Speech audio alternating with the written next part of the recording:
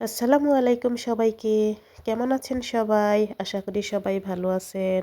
আমিও আল্লাহর অশেষ রহমতে অনেক অনেক ভালো আছি। হাঁটতে হাঁটতে চইলা যাইতাছি বাজারে। এক্কেবারে বিকেলের শেষ পর্যায়ে, এক্কেবারে রৌদ্র নাই, এত পরিমাণ শীত। এর জন্যে শালডাও নিয়ে নিলাম। আর আমাদের বাসার ভিতরের সাইড দিয়েই কিন্তু আমি হাঁটতে হাঁটতে বাজারে চইলা যাইতাছি। তাইলে চলেন আপনাদের সাথে একটু শেয়ার করা যাক। আমাদের বাসা থেকে বের হইয়া যে গলিটা দিয়া বাজারে যাওয়া যায় আর কি, দুইটা গলি আছে, দুইটা গলি দিয়া বাজারে যাইতে 5 মিনিট সময়ও লাগে না। আমি কিন্তু মেইন রাস্তাতে উঠা গেছি। আর এইটা হইছে আমাদের নবীনগরের বড় সরকারি হসপিটাল আর কি। মাশাআল্লাহ, এত পরিমাণ বড় হসপিটালটা। সন্ধ্যা প্রায় হয়েই গেছে, এর জন্য আমি আর সামনের দিকে গেলাম না। তো এইটা হইছে আমাদের হসপিটাল পাড়া। এইখানে শুধু হসপিটাল আর ফার্মেসি আর কি, এর ব্যতীত আর কোনো কিছু এখানে পাওয়া যায় না। এই যে শুধু ফার্মেসি দেখবেন আর হসপিটাল। সন্ধ্যা কিন্তু হয়ে গেছে, তারপরও অনেক মানুষ দেখলাম বাহিরে, তাও ছোট ছোট বাচ্চা নিয়ে। হয়তো মনে করেন বেশি ঠান্ডা পড়ছে না, বাচ্চাদের শরীর অসুস্থ, এর জন্য মনে হয় ডক্টরের কাছে নিয়ে আইছে। অনেক মানুষ দেখলাম ছোট ছোট বাচ্চা নিয়ে হসপিটালের সামনে দাঁড়াই রয়েছে, ভিতরে হাঁটাহাঁটি করতেছে। তো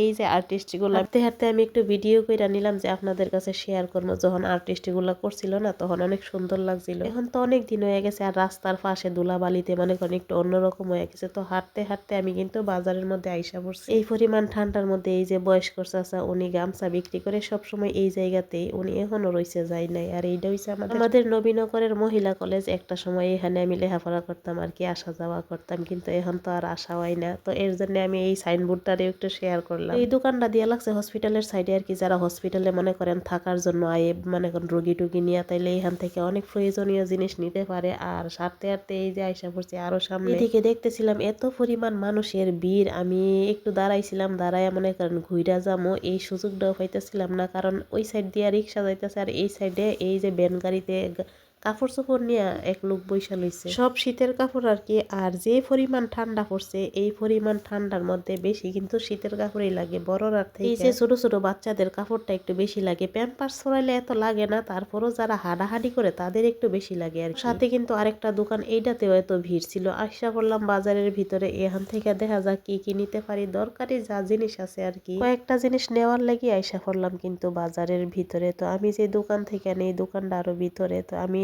এদিকে দেখাইতেছিলাম আর ভাবতেছিলাম যে আল্লাহ কেড়ে ফেরটা দিছে আমরা রে, যদি ফেরটা না দিত তাইলে খাওয়ার জন্য এই যে বাজারে দৌড়াও আওয়া লাগতো না, বাজার করা লাগতো না, রান্না বান্নাও করা লাগতো না, ইনকামের পিছে আর দৌড়ানো লাগতো না।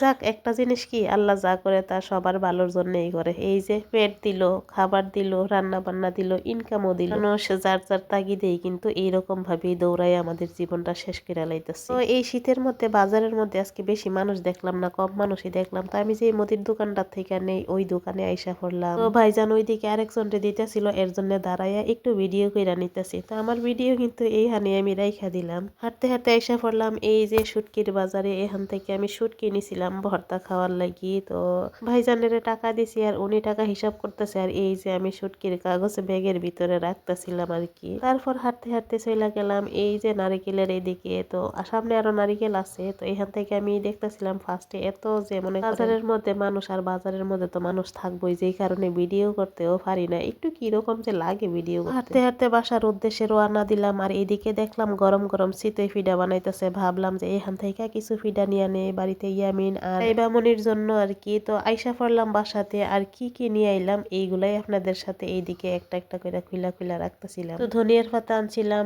আর চাউলের গুঁড়ি আনছিলাম আর কি, প্যাকেট 2 প্যাকেট নিয়ে আসলাম, শুটকি, আর এদিকে মিডাই, খেজুরের গুড়ের মিডাইটা আর কি কতটুকু ভালো তা আমি জানি না, কিন্তু দোকানের মধ্যে দেখলাম নতুন আইছে, এর জন্য নিয়ে আইলাম। ভাবলাম যে শীত যেহেতু নামছে, পিঠা তো খাওয়াই লাগে। একটা খুলতেছিলাম, এদিকে ইয়ামিন মিয়া কিন্তু আগেই অলরেডি একটা খুললা নিছে গা, নিয়ে বলতেছে এইগুলা নাকি মিষ্টি। আর চুলে দেওয়ার জন্য নারিকেল তেল নিয়ে আইছিলাম। প্রবাসী স্বামী সবসময় তেল ওই দেশ থেকে ফাটাই, কিন্তু তেল শেষ হয়ে গেছে, এই কারণে আমারই আনা লাগছে। তো এদিকে কড়াইয়া বসাই দিলাম, শুটকি গুলা ধুইয়াও দিলাম, এবার ভর্তা বানামো। আর যে পরিমাণ শীত নামছে, এই পরিমাণ শীতের মধ্যে যদি ফিডা খাওয়া যায় তাইলে কিন্তু এর মজাই আলাদা। বড় ছেলে বলতেছিল ওনারে নাকি ভর্তা ফিডা খাওয়ানোর লাগি। তো বড় ছেলেরা বললাম যে নানু বাড়িতে দি গিয়া বেড়াই আইলাম, ওই সময় দিয়ে আমার আম্মা তোর নানু দি ফিডা খাওয়াইলো, আবার এখনো খাওয়া লাগে। এর উত্তরে বড় ছেলে কইতেছে যে নানু তো নারিকেল দিয়া পুলি ফিডা খাওয়াইছে, মেরা ফিডা খাওয়াইছে, কিন্তু ভর্তা ফিডা খাওয়াই নাই। তারপর চিতই ফিডা খাওয়াইছে, ফাক্কন ফিডা খাওয়াইছে আর কি, ওনারে ভর্তা ফিডা খাওয়াই নাই, যে কারণে উনি ভর্তা ফিডা খাইব।